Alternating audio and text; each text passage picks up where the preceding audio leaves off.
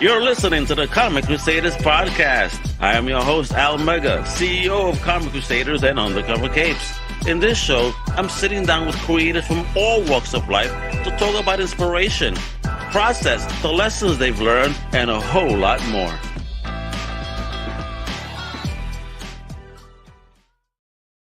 Wepa! What up, mi gente? It's your boy, Al Mega. Welcome to a brand new Comic Crusaders podcast. Today, we got an amazing creative duo that has a fire book out from Ahoy Comics now, all right? I mean, you got to get this. I'm telling you, it's going to put a smile on your face. It's sci-fi, it's fun, it's drama, political, all type of good stuff.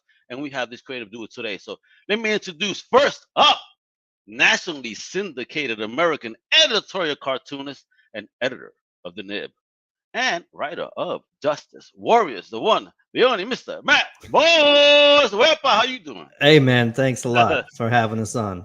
No problem. And next up is cartoonist, artist, animator, and artist on Justice Warriors, the one, the only Mr. Ben Clarkson. Whoa! I'm in the chat. Hey, what's poppin'? How you doing? I'm doing great. Doing great. Awesome, guys. Thanks for coming on to chit chat about your fire book, Justice Warriors from Ahoy Comic Mags. I've been had the pleasure of been reading it. You know, I got through the first issue. Big smile on my face. You know, that New York type of humor, almost, I would say. You know, I think, you know, East Coast people would definitely get it a lot. West Coasters, really funny stuff. Thank you, you know, for putting a smile on my face and making comments where they should be some real fun. Even though you're throwing jabs here and there, you know, as social elements, but which is great because the way you make fun of it is, you know, actually is makes you think. Good stuff. That's exactly what we're going for. It is a political book, but it's also fun. A lot of jokes, a lot of satire, a lot of ultra violence. Yes. It's got it all. I also like your characterization of it as East Coast. yeah, because you know, man, the nutcases. I'm from the coast, and I visited the West, and I seen less craziness in the West than I've ever seen on the East. So I was like, all right, but we're all Eastern time zone here. We're all so we can speak frankly about the nutcases on outside of the world, right? It's not a Florida book. If you're watching from Florida, tune out. Oh man! Oh yeah. Well, no, there's a lot that don't agree. I lived in Florida for a little bit, and I know because believe you me, I lived in Orlando, bro. Mm-hmm. And one day, here I am on my way to the store. I'm driving up my block, and on the corner is a white power protest. Next week, the week after, this time I'm going to the comic shop. I'm going to the comic shop. The same corner as the Nazi party protesting. Like, what in the heck is going on here? As soon as I told my family this, we moved. We went to Cocoa Beach, you know. I'd rather see rockets take off than they had to deal with some Nazis and stuff. You know what I mean? Yeah, rockets or Nazis. It's a choice. Yeah. Rockets all the way, baby. You know what? Put them on the rocket and send them out. Yeah, that's good. Right. So let's get into it, folks, because this is fun. These guys are going to be awesome. So let me start with my man, Matt, and he was the first one in the room today. Tell us a bit about yourself, where you were originally from, and your first love in fandom, in general. I'm from Canton, Ohio, originally. I did spend a good deal amount of time on that wretched West Coast that we talk about in Portland, Oregon, and now I'm in Canada.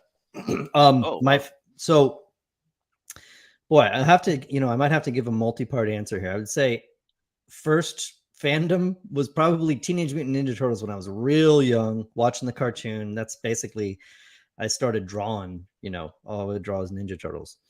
In comics, though, my dad used to take me to a place called the News Depot to get like paper or something, and they had a spinner rack. And three things I got hooked on real young that really shaped my my tastes and my career, which was X-Men, Mad Magazine, and EC Comics reprints. Tales from the Crypt shit, Oh, we're homies, brother. Let me tell you, that was my type of stuff too as a kid. So all that stuff, I read that for a long time, and I think some of it's evident in Justice Warriors. We got mutants, we got violence, we got satire. Yeah. It is a very mad type of humor, for real. Which again, I dug. I was, maybe because I was a fan of Mad back in the day. When Mad could be mad. Yeah. Awesome. So how about you, my brother Ben? Where you originally OG from? I was born in like North Toronto area. It's called York. I'm like fully Canadian. They don't let me out of the country. Oh man, why didn't you wear the Canadian tuxedo for us today? Oh, I have a really nice denim jacket. Oh, where? You got to. It's the only way you're allowed out of the house in Canada. So I was born in Canada, lived in like, there's a thing that we call in Canada the bush, which is basically like, it's a town of 800 people and there's one road in and one road out. And that's where I grew up. And my first fandom was seeing Teenage Mutant Ninja Turtles on TV. There we go. Yeah. And just like drawing the turtles, only thinking about the turtles, hitting the turtles into each other. And then I remember one day my dad came home with a freshly, like a fully packed VHS. And it was the Lucasfilm re-release of Star Wars when they remastered it for THX and then released a THX remaster on like videotape VHS, which is like nonsense. There's no quality. What are you talking about? It was a bunch of VCR. I had to be, 8 heads and this. Yeah, I had like the full stereo system for the VCR, and I saw that and it was like mainline into my brain. And then next month, because they released them month by month, he came home with a VHS of Empire Strikes Back, and that just like that ruined me. I was just obsessed. I just watched those tapes to death, and so I got like really into filmmaking and animation. So instead of going into comics like Matt, I was like crazy into film for a very long time. That's very interesting because I want to ask here, can you discuss the process then of collaboration between a political cartoonist and a filmmaker, illustrator? I mean, two different worlds to me. Well, I think, it works really well. So first of all, if you're, you read the first issue, and if people are watching this, they can see the art. This is Ben's first comic. So his art. First. Yeah, I've never made a comic before. What the? Yeah. Hats off, brother, because holy shit, you killed it. All right, but yeah. Sorry, man. But he's been doing illustration and animation for a while, so he knows how to draw, obviously. Ben came to me with this project. So Ben developed the main idea of Justice Warriors, the world, the main characters, and he'd been working on it forever. And he came to me to write for it as an animated show, which I was very excited to do because I saw a trailer that he had made and it looked amazing and is also very in line with my influences and the type of stuff I wanted to do. And we decided to do it as a comic book because it's a lot easier to get made as a comic book. I mean, I prefer the medium of comics, I guess, as far as creation, but we would like Justice Warriors to be an animated show as well, and plan on someday. Yeah. Three movies. I want 3 movies. We like adult swim joint right here for real too. It's not something for kids. We co-write the book. Ben draws it. I contribute art, backup features, some covers, stuff like that. I did a backup story in the trade. So like, as a cartoonist myself, I'm drawing some stuff, but we just talk a lot. We talk a lot about ideas, what we want to do with the characters, what we want to say, what we're trying to ultimately say in this world of inequality and crazy mutants and police. And we have a good time, man. I mean, I think the collaboration works well, and Ben being a filmmaker brings a lot of good sensibilities to the visuals and the structure of the story. No, so who found who first? What's the story of the bromance, Ben? I leave this to you. What's the story of the cyber harassment? 100% cyber harassment. I was just DMing Matt nonstop and being like, "Look at this thing I made! Look at this thing I made! Look at this thing I made!" Until you sending he pictures finally like broke. that too. Every time, up until he got to the eye point, right? All of a sudden, that's all he saw. He goes, "All right, goddamn, this is enough, guy." Yeah. Yeah, and he broke one day, and he just looked at it, and I make the joke all the time that he's patient zero.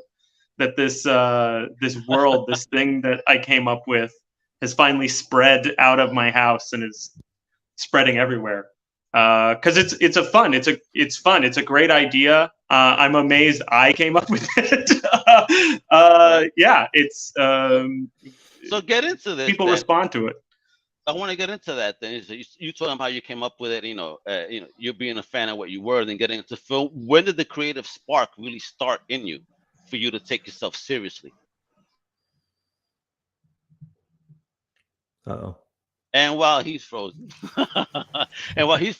I'll defer that question to you. Then, how did you spark into your creativity? Oh, looks like Ben's back. I'm back, but you know what? I'm gonna you do this. I'm gonna log back on with real internet. Okay. Yeah, there you go. All right. So how do I my creative spark as far as Justice Warriors or just in general? In general, when you were a young man, how did you even start stepping into the creative world? When did you know, and what was that first, dive like? I mean, so long ago, I don't even remember the first. Like I talked about drawing Ninja Turtles and stuff. I mean, that was, I don't. Let's put it this way: I don't remember learning to draw, and I don't remember ever not wanting to be a cartoonist, because I did from the time I could hold a pencil. Basically, I was like, I'm drawing comics when I grow up. Oh wow! It's been a singular mission since I was, single digits year old. I don't know, 3, 4, whatever. Yeah, and then I was making up characters of my own. The whole time I was at the time, riffing on a lot of like Image comic stuff when I was under 10 and all that. Then in high school, I kind of got into different stuff, indie comics, sort of like Dan Klaus and that school of stuff, nice. And Frank Miller, Sin City, more mature comics. And then eventually in the political climate after 9/11, became a political cartoonist. I was also turning 18 and stuff around that time. So I was a young adult. And that's how I started my career getting paid. But, all this stuff, all these influences have been swirling around, and the intention to sort of do genre comics has always been there. So it's just sort of taken me a while to circle back around and now get to do it. Yeah. So, all right. So before I move on to Ben real quick, what did you hesitate for a reason or not respond to poor Ben and his harassment for a while for a reason? No, he's exaggerating. He didn't send me that many messages, but it was, we hooked up in the summer of 2020, which, a lot going on then, if you recall. Oh yeah. Yeah. So he just sent me a message, and I also had a baby and a toddler. I mean, life was so chaotic. I didn't look at it. And then he sent me a follow-up, and, just like a lot of things, sort of, I was looking at my phone at the right moment or something. And I was like, all right, I clicked this link and I pressed play, and I was like, this is cool, actually. And I got back to him. I'm glad he messaged me. Here we are. We made the book. You see, folks, be consistent. Yeah. Follow-up emails will change your life.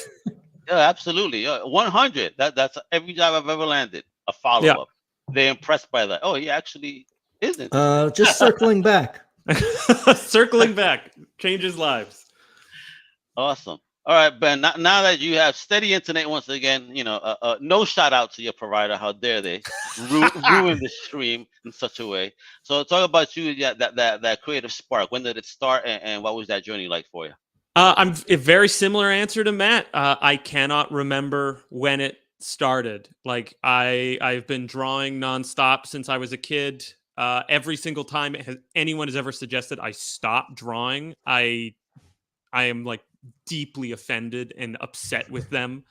My dad tried to get me to be an architect instead of going to art school, and I didn't speak to him for like months. Like, how dare you suggest that I might not do this as hard as I possibly can? And then like I've just been like, oh, I'm going to be an artist. I'm going to draw. Drawing is just like the only thing that has mattered to me. It's the only thing I know how to do. So I just have focused on that my entire life. And comics were late for me. Comics, I've always liked comics. I always read comics, but I wasn't that into them. But I fell in love with this idea of Justice Warriors. It came in like pieces slowly.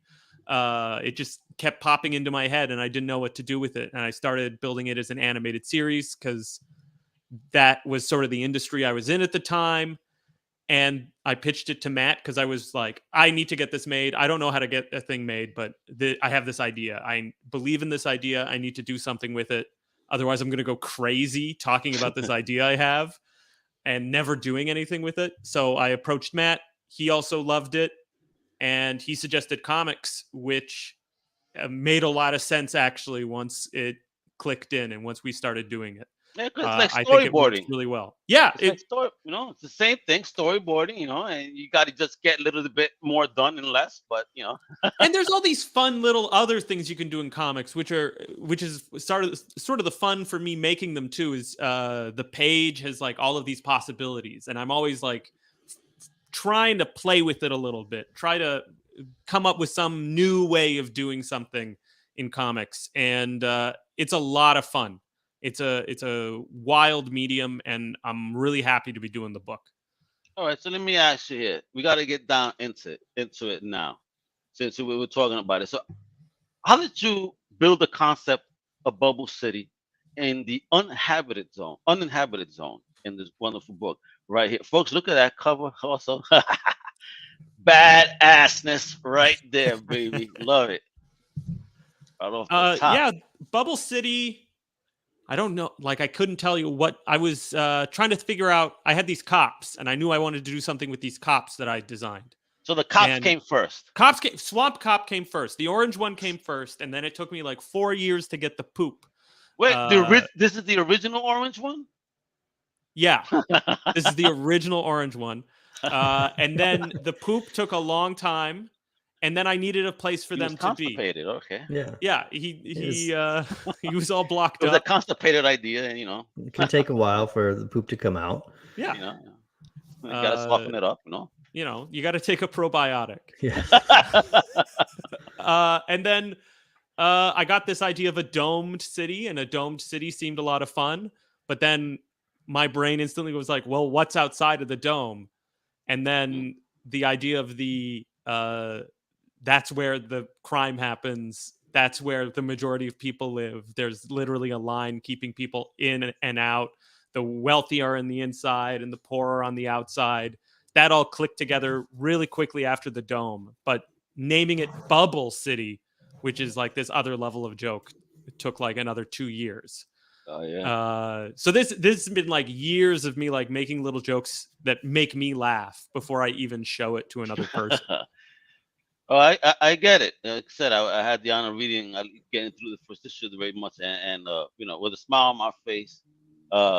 Once I started getting into the story, I was like, wait a minute, what's going? Oh man, yeah, y'all too much, man. I mean, look yeah, well, just wait. There's a lot going on in this series. It's very maximalist in a way.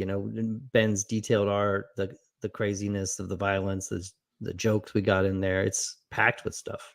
So how did you help with those concepts that Ben was building up when he brought them to you? So to me, Bubble City and the World of Justice Warriors is a great template for telling stories, especially the kind of stories we want to tell. I mean, with the setup that Ben described, and through police, through the genre of like police buddy cop stuff and police media, movies and stuff, we can tell all kinds of stories. So this book is about a lot of things, but the main plot is about economic calamity and rebellion in Bubble City.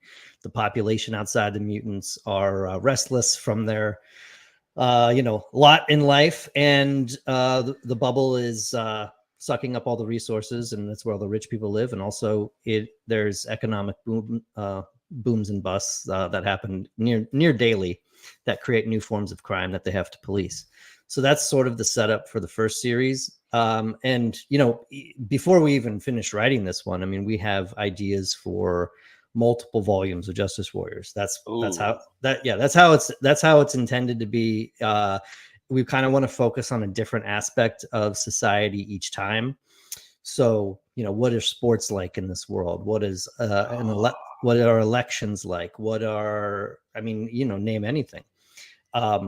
So we see it. We see it as we want to tell stories in this world for 10 volumes. We want a Justice Warriors omnibus, this big. Yeah, let's get it. All right. So since satire plays a significant role in Justice Warriors, right?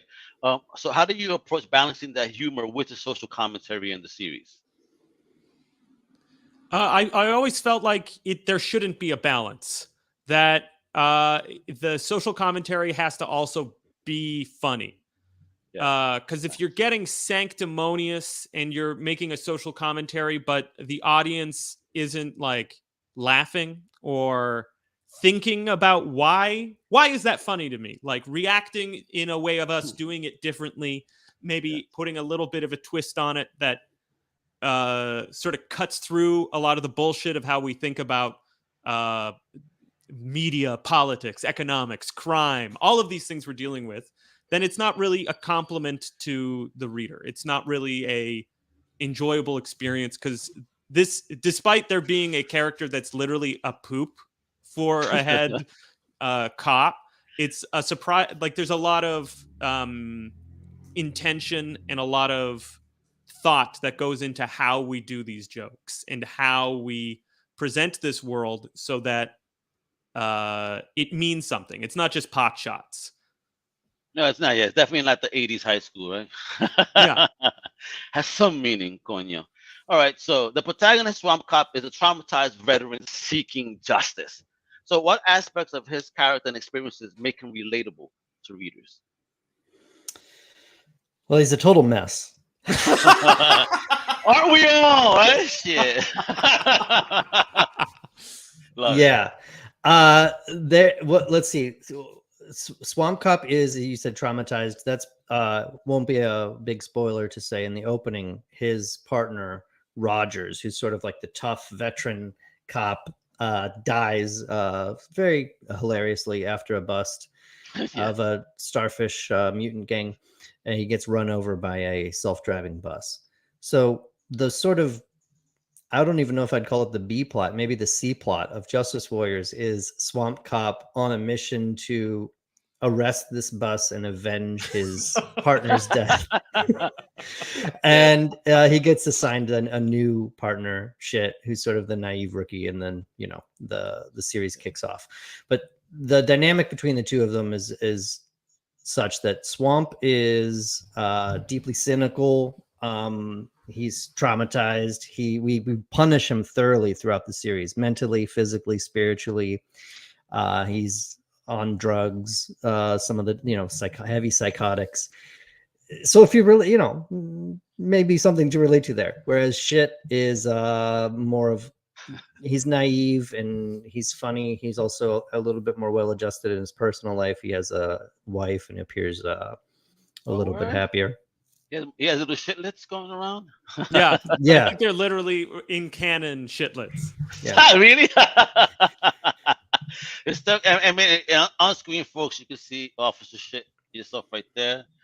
Thankfully, this is not smell-o-vision, so we don't have to smell anything. But that was that line first out the academy, and he smells like it, man. That I laugh. I was like, oh shit, man, these guys. Yeah, he's from sector. I think it's sector 4 near the sanitation dump. Yeah. They have a lot of poop mutants over there. Yeah, but this artistry, man, what were you guys digging into in the art, man? I mean, literally a shithead. Yeah. I mean, it's hysterical. I mean, where were you getting inspired by the designs and the world? There we go. Because look at this world. Holy, look. I mean, and I have this in 3 different sequences here. Because you sent it to me out of order, but no, I want the people to see the beauty of this. Yeah. Because look how beautiful it is in black and white, right? Mind blowing. This is page 1, panel 1 of issue 2, and this isn't like a double page spread. This is just a panel. It's about half a page. But it's beautiful. Look at this. Like, what the hell? Did you have a micro pen or some shit there? Like, writing on rice type joint. Let me get load in here. Yeah, basically. basically. Then you see it colored. Oof. Yeah. Hours and hours. This panel took me, I think, 22 hours to draw. What? Yeah. Is that a record? 22 hours for a panel? Might be. Could be. Who knows? Hey, we should have documented it. We're gonna make you do it all over again so we could document it. Yeah, this is- I will. I will kiss myself. if We'll I have to do have that. we'll have the Guinness World Records person there and observing so that they can validate it. You know, this is the what you get yourself into when you decide to make a comic book that involves a mega city that has an endless slum in it. But it's like Bubble City and the Uninhabited Zone are characters almost. You know, they sort of determine how this world is shaped, and showing off the world and all of the unfortunately endless buildings is part of the story. What this makes me think of is how when people think New York, they think just New York City. Like, no, that is but a speck of what New York is. And this is what this reminds me of. Like, that bubble is the New York City area, you know, the 5 boroughs, and the rest is what it is. But of course, you know, it's opposite in real life of how it looks. Yeah, and up there in Bubble's where it's at. Okay. Upper right, there's New Jersey over there. And... is that section 4? Yeah. Sector 4 is New Jersey. That's the sanitation dump. I mean, they do call it New York's trash dump. So, hey, I'm only playing my fellow New Jersey Crusaders. I want to go safely to New Jersey Con, so they made me say that. But again, look at this, and now with the lettering as well. So, who's doing the lettering? Matt's doing the lettering. Damn, bro. Yeah. Well, you know, I write comics, I letter them, I can draw them, I can color them. I mean, that's how we do. We're cartoonists. I'll forget things all the time, and Matt goes back in and adds stuff that I didn't read in the script that we wrote together. Yeah. Well, he has a phone, and he's like this. Hey, where's the phone? And he goes, shit, hold on. Yeah, exactly, all the time. It's great to have someone following up on my lack of attention to detail, apparently. Yeah, I mean, that's, you know, I did sort of insist on lettering the book because I don't know. I just wanted it to have I didn't want it to look like every other comic book. You know, I like hand lettering. It's a font based on my hand lettering, but I just wanted it to have a certain look. And I like all aspects of comic creation. I like to be involved in it. And so I'm writing and lettering a book, which is, I think, unusual in mainstream comics, but is very typical. But it's indie, baby. It's indie. That's right. It's typical in the world I come from. It's pretty typical where cartoonists do everything from top to bottom. I mean, look at this panel page, gorgeous, and with the lettering in the background. Yo, skill. Yeah. I love how you did that there. You know, very eye pleasing. There's a lot of, I've never seen this panel this big. It looks great. It looks great, right? Yeah. Gorgeous, yo. Gorgeous. I work on them at a very big scale. Like the pages are, I don't know how people usually do digital comics, but I do it like triple size. So I get in really close when I do this stuff. So that really wasn't a rice. That was actually like a whole floor that you did before, and then a lot of zooming. Oh, and what the heck is going on here? It's like this is from the cover of issue 5 when the Libra gang makes an assault on the police station, which is a wild issue if you want to see cops get shot. What? Really? So it's like assault on Precinct 13? Exactly. Yes. Oh, word? Love it. No, very much an inspiration. And this cover, Ben drew it, is riffing off of Bad Boys, if it's not clear. Which one is Will Smith? Because who's gonna smack? I would say Swamp is Will Smith. Yeah, for sure. The orange one. Who? There we go. And look at this work here. Beautiful coloring. Jeez, yo. Yeah, Felipe Sobrero. Felipe Sobrero. He's our amazing Brazilian colorist. He does great work. Wait. So y'all in Canada and you find somebody. Y'all skipped over, U.S. Central and go all the way down south. How the hell did you meet and connect with someone from Brazil? The world's flat, bro. Don't start that shit. I'm gonna see someone on this. I'm like, yo, y'all motherfuckers almost got me believing this shit sometimes. Like, stop it. No, our publisher Ahoy hooked us up with Felipe because he does some work with Ahoy, and he's worked for other places, Marvel and Image and stuff like that. He's great. He's great. He's a great partner for it. He really got the feel of the book and brought that extra level of life to it. These are some inks from the very first page of the comic. I love me them black and whites like this. Y'all need to release a whole black and white edition. You know, not no disrespect to any colors, but I grew up watching my reading Savage Sword of Conan. So my first interpretation of the comics is always black and white. So I'm a big fan of this. Oh man, give me that director's cut, no color. We gorgeous. Yeah, hey, if we get popular enough, I mean, I'm happy to, absolute or not absolute edition, but that I have like a black and white edition of The Killing Joke and Watchmen. Ooh, yeah, I want that Watchmen one. That one looks great. Dude, man, skill. I mean, look at this. How your first fucking comic book, and I'm sorry, I gotta credit this. I'm like just uber impressed, yo. Wow. This is a big reveal. That's okay. People can go out and buy it, but I just want to say it's good art. That's why I put it in the folder. Yeah, I want to just explain what's going on here. It's a sort of a big reveal in the last issue, but you see in the first couple panels there, a woman's being jailed. We zoom out.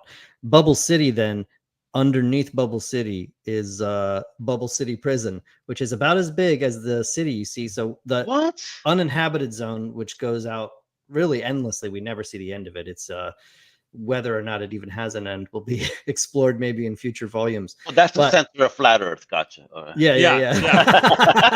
Yeah. So whether or not it's a flat Earth or if we're even on planet Earth that has like are we in the future of our world or are we in a whole different world? We haven't, I don't think, explored that. But anyway, this is a giant prison. This is where the efforts of the Justice Warriors go. Whoa. So not one only of the people literally built on top of the prison that probably built the buildings too. Yeah. Yo, yeah, I'm sure. This is crazy. Love the idea. And it's like, damn, the world's not already fucked up enough that you gotta have more of this nonsense. Yeah. Hey, geez, you know what? Just throw them out to the outside. Let them live. What the hell is this? Jesus. Well, that's how some people would like it, but unfortunately, the Justice Warriors are. Yo, I see. They want to fucking arrest a bus. Yo, who wants to arrest a bus? Well, have you ever had You've never had it. Well, have you? I bet you, if one of Elon Musk's self-driving cars ran over your partner, you would want to take a sledgehammer to that car as well, and you would hunt it down. Because it's definitely not the driver who's responsible. No. Yeah. It would be the self-driving module. So So and definitely not Elon. Module, right? Yeah. No one controls this module, huh? No. Yeah. Well, wait, you know what? I would try to think deep. And who was a technician that placed the module there? You messed up. I would go so deep into it. Well, we do get into AI in this series. Oh. It has. So there's not. Oh man. Whether or not it's related to the bus is sort of something for the reader to ponder, I think. But there is a lot of AI stuff that actually is explored. Yeah. And meet the citizens of the uninhabitable zone, folks. Yeah. Regular people, just like you and me. Yeah. This is like a fun night in New York City back in the day. For real. Yeah. Yeah, this is a starfish gang. It's in the opening sequence. You see they each have a starfish. The idea is the starfish are actually parasitic beings themselves that control the people. So they're from Starfish City. So we are people use them as psychedelic drugs too. Yeah. So they put a starfish on and they have a trip. Wait. All right. So they could be removed then. So the person could willingly remove it if they want to. Well, they no longer. I would say that once the starfish is on, they're controlling you, so you can't just pull it off. So it's just the rap then. So you do it for the high, and then you're gonna be high for life, like Ozzy was. Yeah. Well, you see, Swamp Cop rips off one from. This is like a bust in the opening. Cold open for the whole series, and after they rip the starfish off the guy, he's like kind of out of it, and he's like, I don't know what I was doing. I didn't do it. And then they throw him in jail. Anyway, exactly. He's really innocent. Yeah. He's really innocent. You know what? Screw it. You still did it. Your fingerprints. Yeah. And look, the drama builds here. And this is the type of world that it is, because it's not who gives a shit about your life. You didn't teach me everything. I need my pension. Shit. How do I do? I love this. The humor is so effed up. I love that expression on shit. It's probably one of my favorite drawings of him of all time. And then the way that tongue's falling on the roof of Swamp's mouth. I love it. Yeah, this is crazy. And Wepa, what is going on here? I mean, people getting bucked. Jesus Christ. This is definitely what America be looking like. Well, this is what I object to your term bucked. This is a police involved shooting. Oh, I'm sorry. Yeah, this is a police involved shooting. So it's a piss. Okay, it's a piss. Gotcha. Yeah. A PIS. Gotcha. That's good. Yeah, it's he took a piss on somebody. There we go, right? The cop took a piss. Oh shit. I mean, honestly, if we can use that sometime in a future volume of Justice Warriors, yeah, we'll give you a couple cents of royalties for that one. Yeah, please. Police yeah, so involved. This is a part of the book is that we don't pull punches with what we're gonna make fun of or involve in the plot, while treating all of this stuff a little bit like Bad Boys 2. Okay. Dude, but I just you tease me with too much art, bro. Yeah, so the Kaiser rolls. This is in issue 2 when bread becomes a tradable commodity. No, you guys are fucking with me right now. No. I did a podcast several months ago with the Bread King. And no, I was making fun talking about the Kaiser Roll Mafia and all this shit. King Kaiser, what the hell? You guys got some Kaiser Roll Mafia too? I guess so. I don't know. Great minds think alike. Yeah. The Kaiser Roll Mafia and King Kaiser. Yo, what's going on? I am digging this shit so much. Now you're making me laugh. So bread is a commodity. It's actually worth money. But why didn't they shoot the homie and they don't take the bread? What happened? It was just a hit? Yeah, so I think he thought he was going for a weapon, classic police oopsie. Yeah. And he was actually holding bread. You guys need to do an infomercial. Show the shooting and then you show a cop doing an angle. Oopsie. Yeah. You know? Yeah. Very cute cop. Right? Oops. And then the Uz is full of all of these very strange characters. All the mutants are wild. There's cartoon characters, there's people with gills, there's fish, there's dolphins, there's frogs. There's a phone head in the back, god damn it. Yeah, there's a phone head, there's a clam. I see a thumb head too. There's a whale breaching. A lot of panels have giraffes in them. Yo, what the hell? Is that Kermit?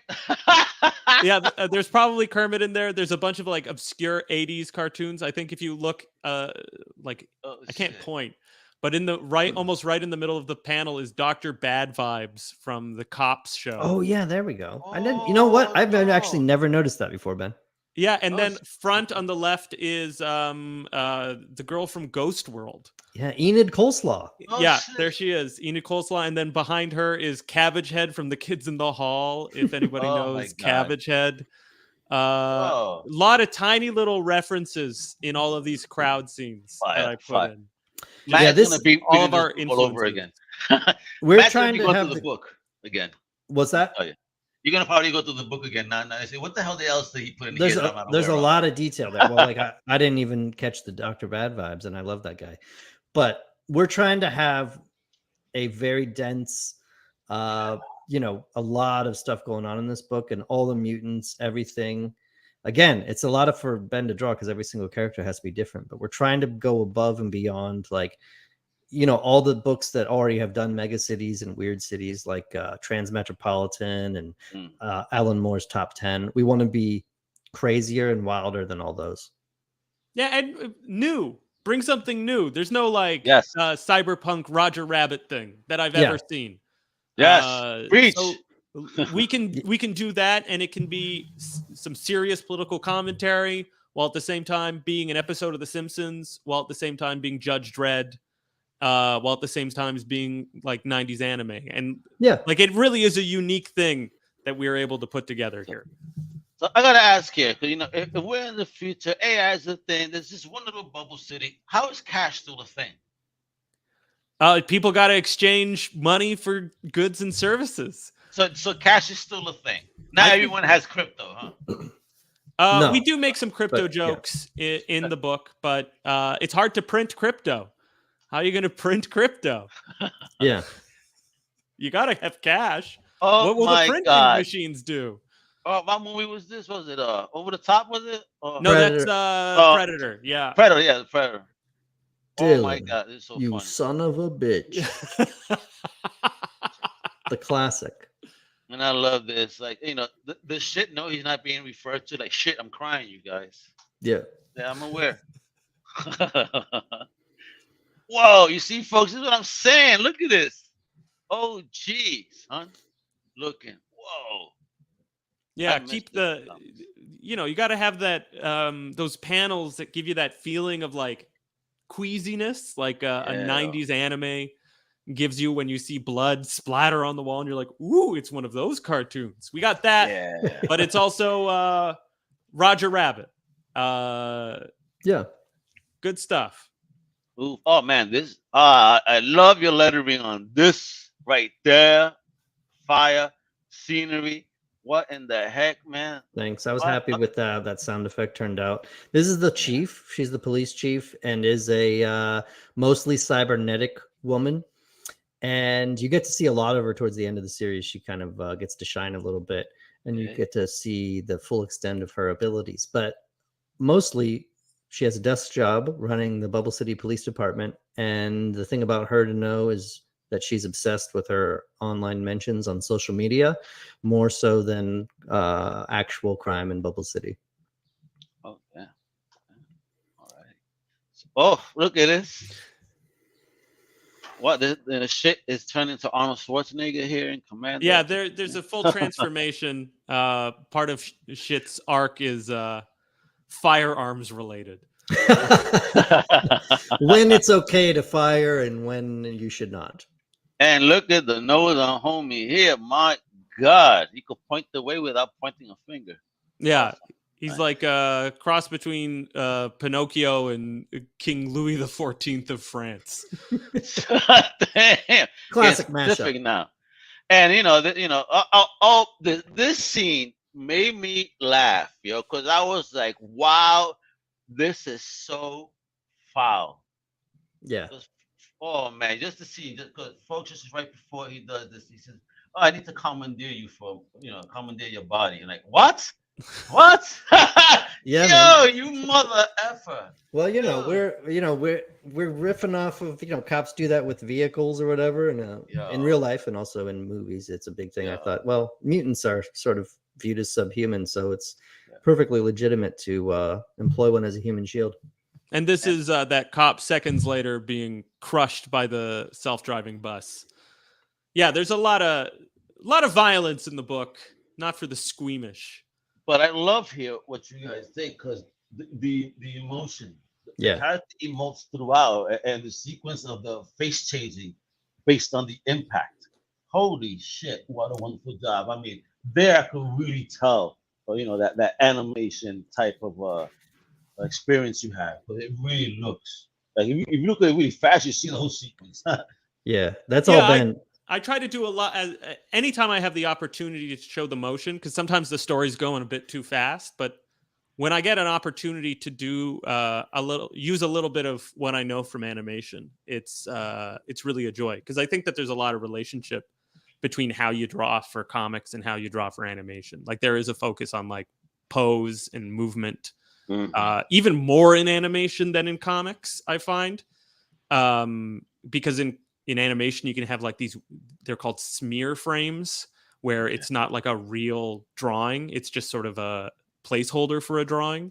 And like being able to use a little bit of this in comics, I've gotten some great results with using some of those techniques. Well, I think you're gonna have a hella career in front of you.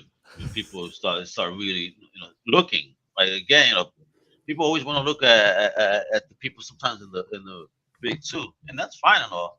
But man, Indy, I think has some of the best. I'm worried, man. Let me tell you.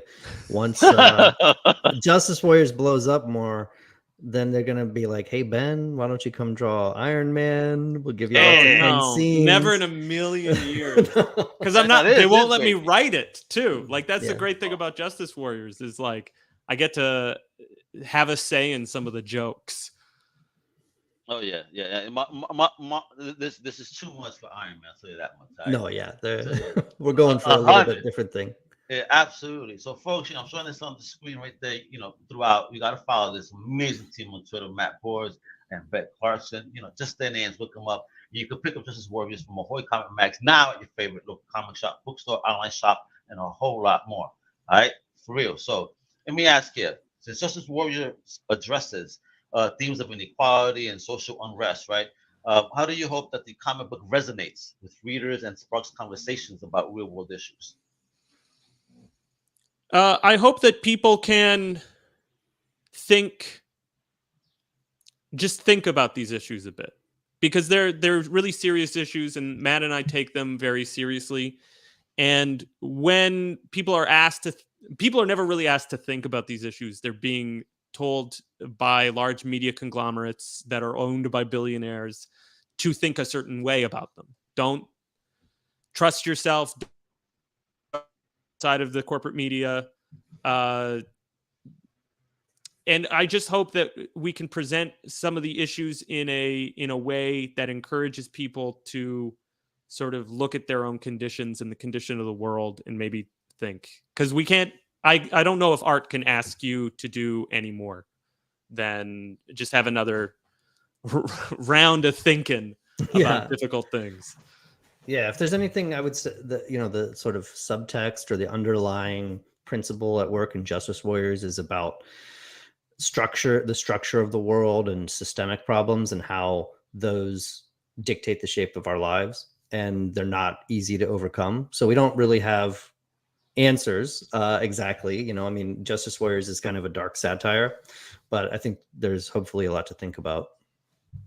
Excellent. So we could get this book now, but how about maybe buying this book from you guys directly? Are you guys going to be at any conventions anytime soon, or anywhere, whether it's in Canada or in the States? Talk to me, baby. People gotta meet you guys, man.